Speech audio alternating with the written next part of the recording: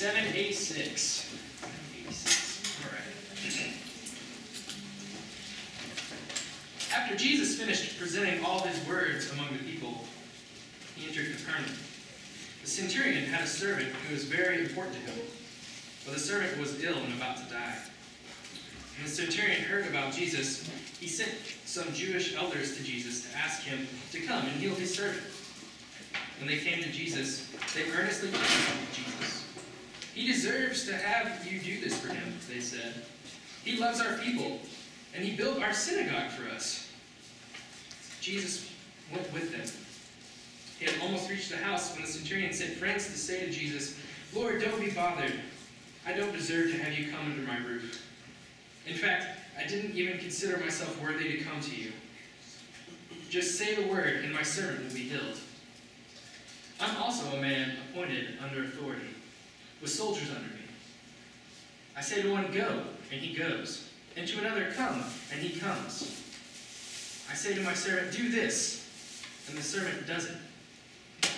When Jesus heard these words, he was impressed with the centurion.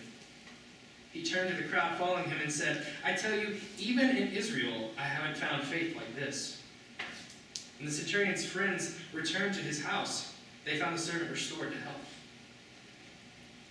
A little later, Jesus went to a city called Nain. His disciples and a great crowd traveled with him. As he approached the city gate, a dead man was being carried out. He was his mother's only son, and she was a widow. A large crowd from the city was with her. When he saw her, the Lord had compassion for her and said, "Don't cry." He stepped forward and touched the stretcher on which the dead man was being carried. Those carrying him stood still. Jesus said, "Young man, I say to you, get up." The dead man sat up and began to speak, and Jesus gave him to his mother. Awestruck, everyone praised God. "A great prophet has appeared among us," they said. "God has come to help his people."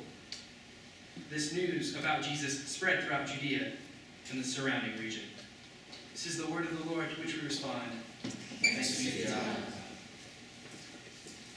Grace and peace to you from Christ, our healer.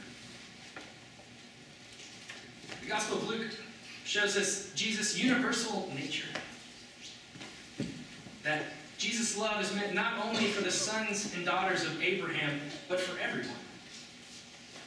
Jesus' interaction with the centurion, a Gentile, shows us the expansive nature of Jesus. That all would be known as children of God. The story also shows us Jesus' authority. In Matthew's account of this story, Jesus has been teaching, and after Jesus finishes teaching, the crowds proclaim that he is teaching as one with authority. Luke shows us our understanding of authority doesn't match Jesus' understanding of authority. The centurion says, "I am also a man appointed under authority." Now, when I think of the word authority, I always think of that South Park episode where Cartman is deputized and he terrorizes the town and he's like, "You will respect my authority." Right? Think about it. When I say authority, what do you think of? You think of authority figures. You think of cops or teachers, parents, your boss, leaders, government officials, or in the case of our story today, a military officer. But Luke presents a clear contrast of Jesus' authority and our view of authority, because the centurion's authority gives him the capacity to command people. But Jesus has the authority to drive out sickness and even death. When Jesus comes to the town of Nain, Luke tells us that he is moved with compassion. Now, if you're here Wednesday, you remember Corey taught us this Greek word, splagnizomai. Did I say that right, Corey? I don't know. We're going to say it anyway. Say it with me, splagnizomai. Yeah, that's a Greek word, and it means to have compassion. Or, I like it better defined, to be moved at the depth of our bowels. At your gut. Have you ever been so moved that you felt it in your gut? There was this made-for-HBO movie called The Girl in the Cafe. It's about the negotiations on initiatives to cut extreme hunger and poverty. Now, I heard these statistics countless times, and hearing the statistics is enough to make you splagnitsamai. It's humbling to hear just how many people live on less than $2 US a day. But in the film, there's a scene where all these decision makers are gathered around the table, much like we're all gathered around tables this evening. They're all in their fanciest formal wear. And one of the main characters, Gina, who isn't really supposed to be there, she makes this big scene as the Prime Minister goes to make his speech. And she's sitting in the middle of the table, and she quietly, but very interruptively, just goes on about ways that they need to stand up. It's a call to action. And she says, 100 million children are nearly starving. Children that are so weak, they will die if a mosquito bites them. And they do. 1 every 3 seconds.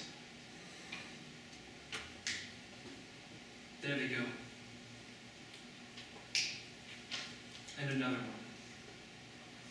Splagnitsamai. Brothers and sisters, do you feel it? Have you felt it? Jesus became human. He feels what it's like to be one of us. He feels what it's like to be moved at the pit of our stomach. These stories give us insight into who Jesus was. We see Jesus' authority from his teachings compounded with the recognition of authority by the centurion, and then Jesus putting his authority into action by driving out sickness and death. We see the light of the world moved by our suffering, by our loss, by our brokenness. And so he acts with authority. Not our authority, but God's authority. The great healer is here, shining light into our darkness. Jesus breaks through the gates of hell and calls us to arise. And he brings us to new life. Pray with me if you will.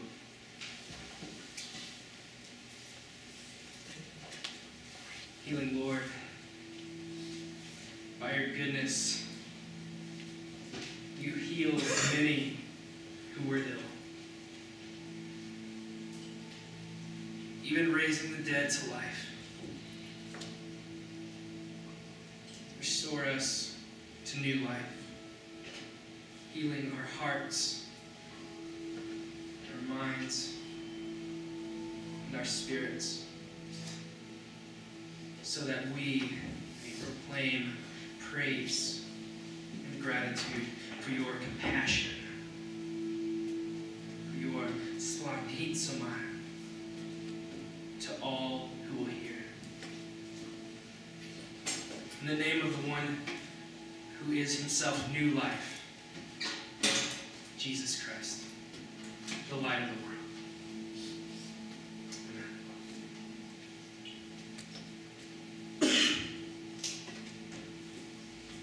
While the band leads us for a minute through this communion song, we pass our offering plate around. We're reminded that we give to God what belongs